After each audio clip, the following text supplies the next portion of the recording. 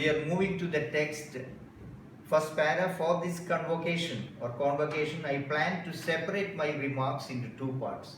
She says she is going to separate her speech into two divisions. One is some thoughts about you, my students. I have some thoughts about you sitting in front of me.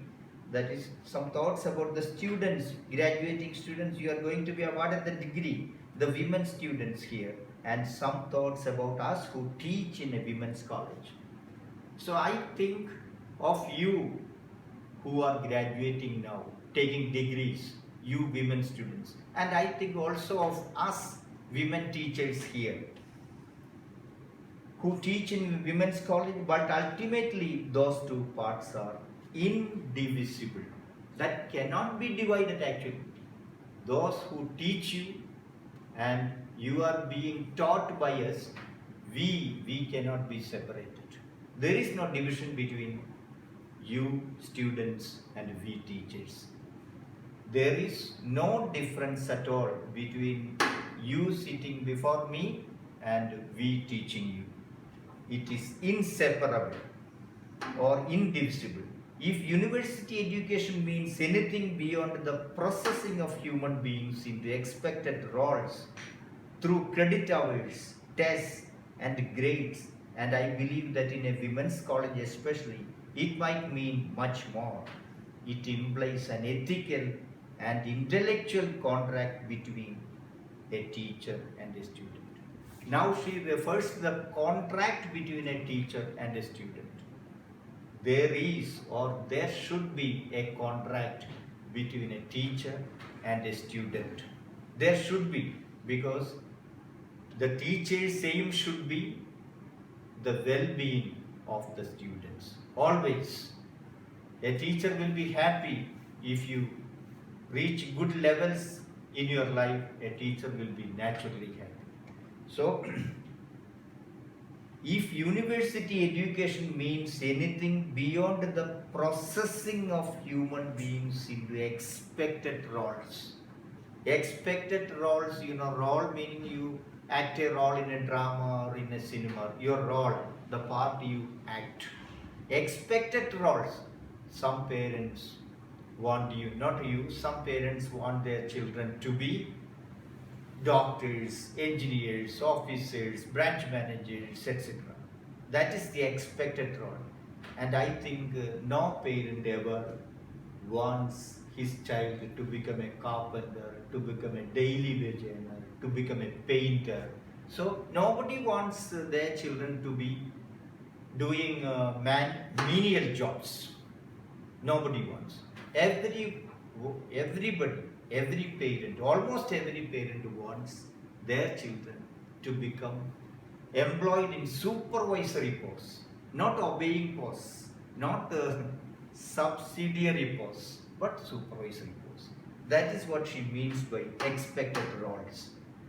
If university education means anything beyond beyond the processing of human beings into expected roles, through tests, how are you tested? You are tested by tests, examinations and grades. People, when you go for an interview, they look at your certificates and grades and say, oh, you are good, you are fit for this job, you have done well in your exams, like that. But she says education is much more than that. Just getting a job is not enough. You should be responsible both to yourself and to the society in which you live. And grades, and I believe that in a women's college especially it might mean much more. She says, this is a women's college where we teach, and in a women's college what I say is more important. Why? You are only women, no boys are studying here, and you are going to enter a society where the men look down upon you. Men do not consider you as equal with them. This contract, there will be a contract, there should be a contract, an intellectual contract between teacher and student. This contract must remain intuitive, dynamic, unwritten. There is a contract between students and a teacher An unwritten contract. There is no need for a stamp paper and writing on it. There is no such need. There should be an inner, intuitive contact. Intuition here. But you say intuition means you come to know about something by your, not by your reasoning power, but you think he will come like that. And he comes. That is intuition. Now, he has not informed you that he is coming today. Like that. For example, I say, this contract must remain intuitive, dynamic, powerful, unwritten. But we must turn it to again and again if learning is to be reclaimed from the depersonalizing and cheapening pressures of the present day academic scene. So, what is so special about the present day academic scene? She is of course referring to the United States of America, not India, not Kerala. But what are the pressures of the present day academic scene? Education, but we must turn to it again and again if learning is to be reclaimed, regained from the depersonalizing and cheapening, cheap, CHEAP, cheap. Oh, your behavior there was cheap, I say. Cheap meaning below standard, cheap. Cheapening pressures of the present day academic scene. What is so cheap about the present day academic scene? There are many things. Not only in the United States, but even in Kerala, there are many cheapening things. In Kerala, some areas the Vice Chancellor will be in a Christian dominated area, Vice Chancellor will be a Christian. In a Muslim dominated area, Vice Chancellor will be a Muslim. And in a Hindu dominated area, a Hindu will be a Vice Chancellor. Political pressure is such that the government in power has to convince, has to make every sect of society happy. So such cheapening pressures, and there is another word, depersonalize. Depersonalize meaning take away the human characteristics. Remove the human characteristics. What are human characteristics? Kindness, generosity. These are some. You are kind towards an animal, towards your friend, towards a poor person. So, depersonalize meaning, or the opposite meaning is depersonalizing. That is removing the human qualities from a person. That is what the education does, according to her, not my opinion. The opinion of the writer is that the present day system is depersonalizing. We have to regain, we have to take back our education system from these evils. That is the evil, the bad thing is depersonalizing and cheapening pressures. There are some pressures that are cheap, that are depersonalizing. We have to take away, remove education from that. So only then you can say you are responsible to yourself or to the society in which you live.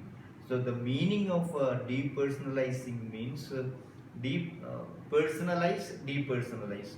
That is take away the human qualities. Human qualities meaning you are kind, you are sympathetic and empathetic towards other people. That is some 2 or 3 qualities of a man or a woman. Such things, depersonalizing and cheapening pressures of present day academics. What is so special about present day academic scene in the United States? There are pressures. What kind of pressures? Cheapening, cheap pressures and depersonalizing. You become cruel, not kind. You don't become humane or kind. You are influenced by the pressures of the academic heads. The first thing so in short, you should be responsible to the society after your education. If you are responsible to the society, if you are responsible to yourself, you are responsible to the society. That is what she says. The present day education is something that does not give you these things. You are Your good things are removed when you get educated in such institutions. The first thing I want to say to you who are students is that you cannot afford to think of being here to receive an education. You are not here to receive an education. Earlier I said from the introductory passages, I said you are not here to receive an education. You should claim one.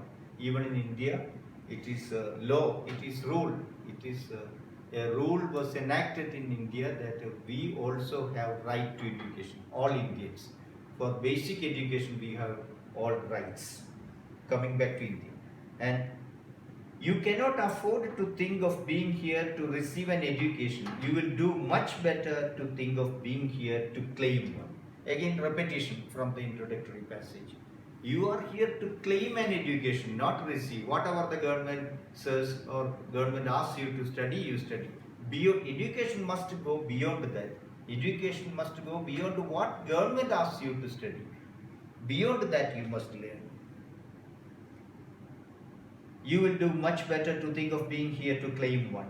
One of the dictionary definitions of the verb to claim, and she tells you the meaning of the word claim. One of the dictionary meanings of the word claim is to take as the rightful honor.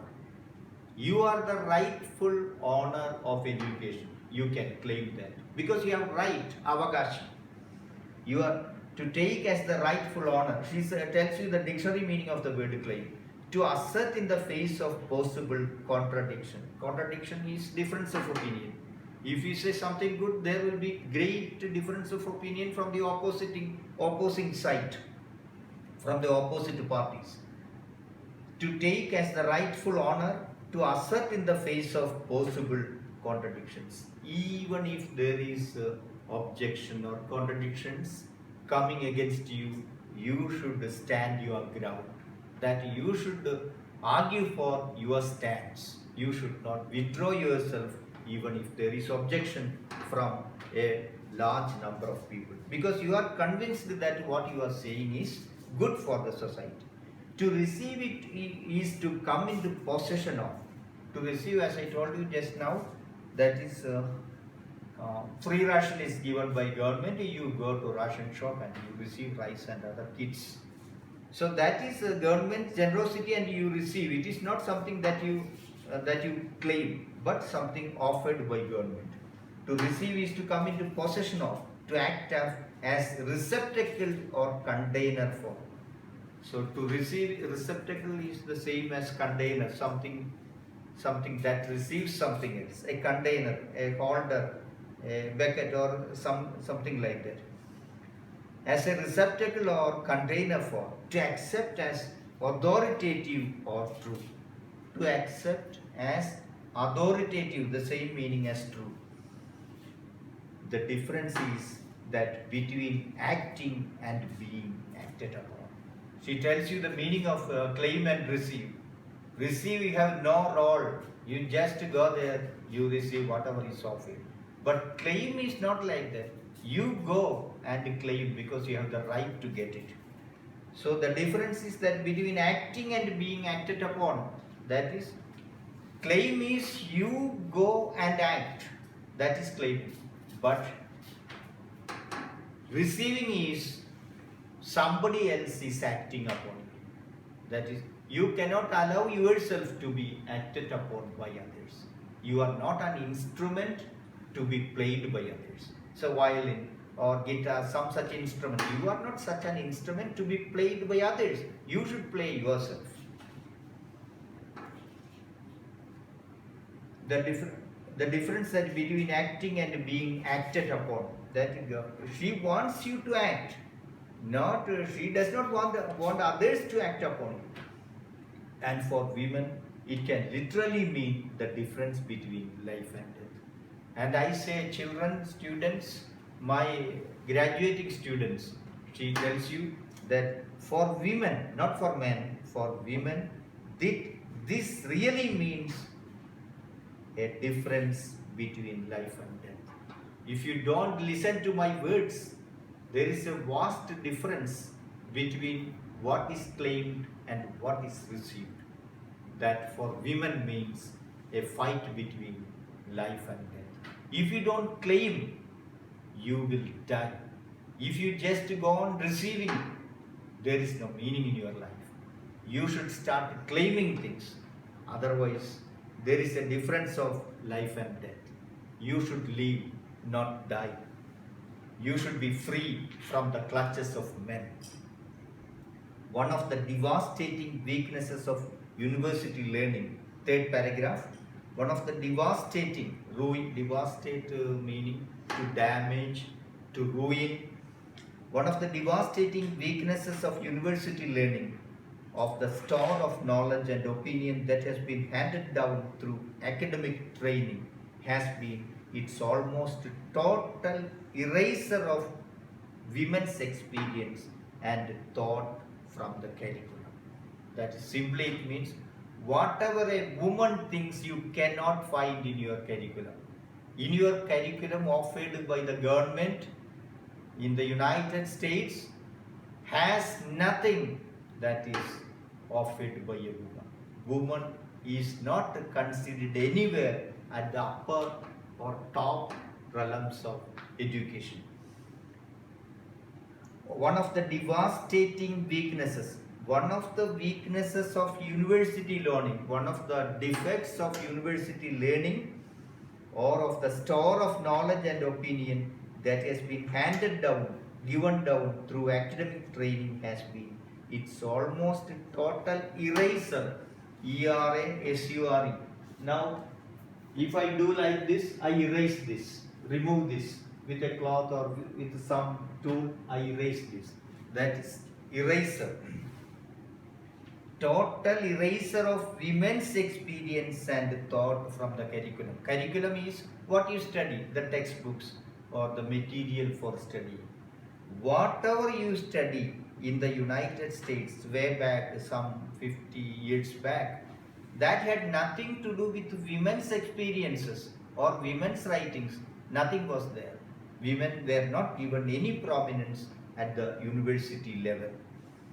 Total erasure of women's experience and thoughts, that is, women's thoughts were not there in the curriculum, and its exclusion of women as members of the academic community. So the academic community, women were not there. Women were not asked to help the academic community. And its exclusion, the word exclusion is the opposite of inclusion. Inclusion, exclusion. Inclusion, you include me in the list. Include. Exclusion means you remove me from the list.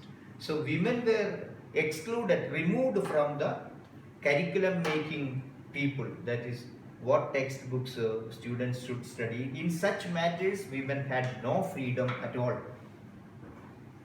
Then, today, with increasing numbers of women students in nearly every branch of higher learning, we still see very few women in the upper levels of faculty and administration in most institutions.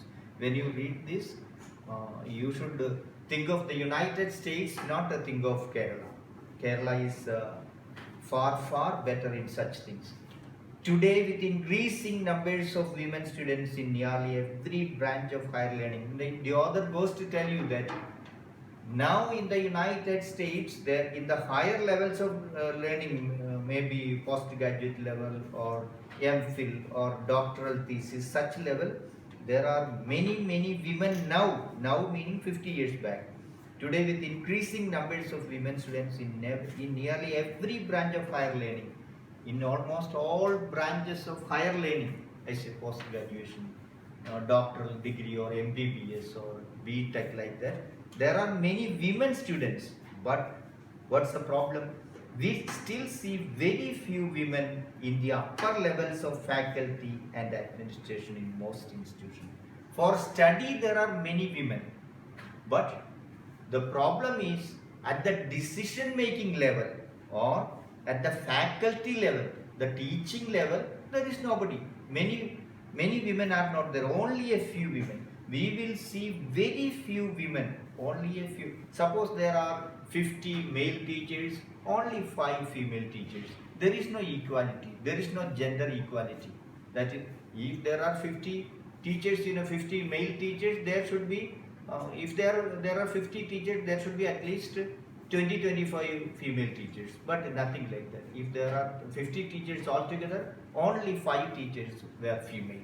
Such discrimination was there in the United States. We still see very few women in the upper levels of faculty and administration in most institutions. At the teaching level, at the administrative level, that is, teaching level is teacher, administrative level vice chancellor or pro vice chancellor, registrar, such levels, only a few women, even in the United States. Douglas College itself is a women's college. The college at which this writer was speaking, Douglas College. Douglas College itself as a women's college in a university administered overwhelmingly by men. This Douglas College is controlled by a university at the top of which you see only men, no women. The vice chancellor, the chancellor, everyone is a man, not a woman. So think of that situation. Why can't women become vice chancellors? Why can't women become registrars or pro vice chancellors? The college is a women's college, only women study here, we teach there. But at the administrative level, I repeat, no vice chancellor is a woman, no pro vice chancellor is a woman, no registrar is a woman. So discrimination is there in the society against women. In a university administered overwhelmingly by men, that men administrate, men rule over women, who in turn are answerable to the state legislator, again composed predominantly of men. And the university is controlled by state legislator. University is controlled by state legislator. We have in Kerala, we have legislative assembly where 140 members are present. And you can think how many women are there. Mostly men. Mostly women are there even in our legislative assembly. And she says this Douglas College is controlled by a university. And in turn, the university is controlled by a legislative secretariat. In the legislature also, there are top officers are men. No woman is there. This college, this university is answerable to the state legislator, again composed predominantly of women. If you take the case of the state legislator which controls the university, you see most positions, most posts are occupied by men only, not women. But the most significant fact for you is that what you learn here, the very text you read, the lectures you hear, the way your studies are divided into categories and fragmented from the other, all this reflects to a very large degree neither objective reality nor an accurate picture of the past, nor a group of rigorously tested observations about human behavior. You may note the spelling of behavior, B-H-A-V-I-O-R, but this is American spelling. You should write B-A-H-A-V-I-O-U-R. This essay is written by an American writer, so behavior is B-E-H-A-V-I-O-R. But our spelling, British spelling, we follow in India British spelling, but in the computer you will see only American spelling. B-E-H-A-V-I-O-U-R is the spelling, is the way you should spell that word. But the most significant fact that for you is that what you learn here, the learning things, that is what you read, the text, the lectures you hear, the text, the way your studies are divided into categories and fragmented piece by piece, divided. Fragment means divide into pieces. Fragmented from one from the other. All this reflects meaning shows. This shows to a very large degree, to a very large extent, neither objective reality. You know the word objective and subjective. Subjective, I may write.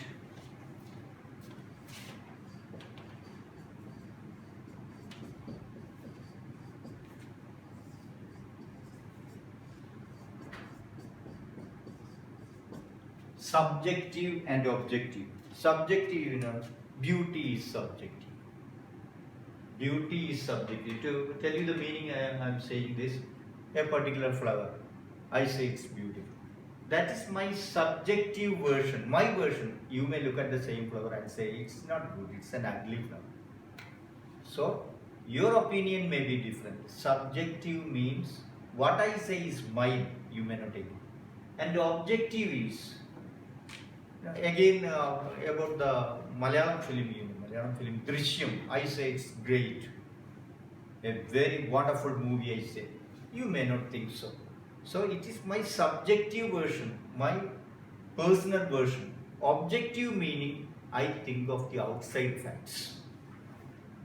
I think of the outside facts. If I say, for example, I think I'm very handsome. That is a subjective view of me. But you say he is an ugly looking man. An ugly looking man. What's his face like? So, objective thinking is I should think of the external facts, the reality. So, neither objective reality, just because a woman occupies the post of a vice chancellor, we cannot say, oh, she is a woman, she is good for nothing. If a vice chancellor is a woman, the university will not progress like that. Neither objective reality. So, you don't see things as they are. You see things because it's a woman who is the vice chancellor. So how can the university be so good? Because at the top is a woman, like that. So objective reality, neither objective reality, no objective decisions, no objective reality is there in the lectures, in the textbooks you study, nor an accurate picture of the past. And even the past, that is history. When you learn history, sometimes you don't get the actual facts. Twisted facts sometimes you get. Twist meaning twist. Twisted facts you may get, not the real facts. Nor a group of rigorously tested observations. If there is an observation, that should be tested, proven facts, or tested beyond doubt. Now people are fighting, struggling hard to find a medicine, a preventive medicine for the pandemic, the coronavirus, and nobody is able to find one for the past so many months. Scientists all over the world have been trying to find out a medicine, a cure for this pandemic, and nobody has so far succeeded. And people should understand that a particular medicine that is invented by a particular scientist or a group of scientists that is proven good or that cures this disease, there should be a proof, and such proofs are not there. Nor a group of rigorously tested observations. If you say something is good, you should be able to really prove it, and you are not able to prove such things, such teaching materials you are going to study, you are studying in such universities in the United States. Nor a group of rigorously tested observations about human behavior. About human behavior, how humans behave. What you can learn here, and I mean not only at Douglas, but any college in any university, is how men have perceived and organized their experience. Not only in your college, in Douglas College, in your university, but anywhere, everywhere I have found, where what you learn here, I mean not only at Douglas, but any college in any university in the United States, is how men have perceived. Perceived means understood. Perceived, understood. How men have understood. That is what is important. Not how women have understood. Because women are poor-brained or poorly brained. They cannot think properly. That is the notion men are having. Men have perceived, understood and organized their experience, their history. Their history means man's history or men's history, their ideas of social relationships. What is good in social relationship? That is decided by men, not by women. So not only in this college, not only in this university, everywhere in all universities in the United States, this is what is going on. Men are prominent, men are powerful, men are taking decisions. Women's thoughts are not given any prominence anywhere in any university in the United States. Women, men have perceived and organized their experience, their history, their ideas of social relationships, good and evil. Whatever is good, whatever is evil, if something evil is taken by a man, that is considered good, not bad. Sickness and health, when etc. When you read or hear about the great issues, major texts, the mainstream of Western thought, you are hearing about what men, above all white men, in their male subjectivity have decided is important. So she's making another difference, another reference that even in the United States, Negroes or black men are not given any prominence. What is decided by white men will become the law, not by Negroes or black men. You know, the color of the skin is only skin deep, or beauty is only skin deep. If you cut the skin, everybody's skin is the same, whether black or white or Muslim or Hindu or Christian or Sikh or Buddhist or Parsi, anything, anybody, if you cut the skin, blood comes. So, she says, even in the United States, which claims to be a very powerful, very educated, very modern country, Negroes are not given any prominence. Only white men have decision-making power. So when you read or hear about great issues, major texts, the mainstream of Western thought, what is the mainstream of important points of Western thought? Not the thoughts of a woman or women in general.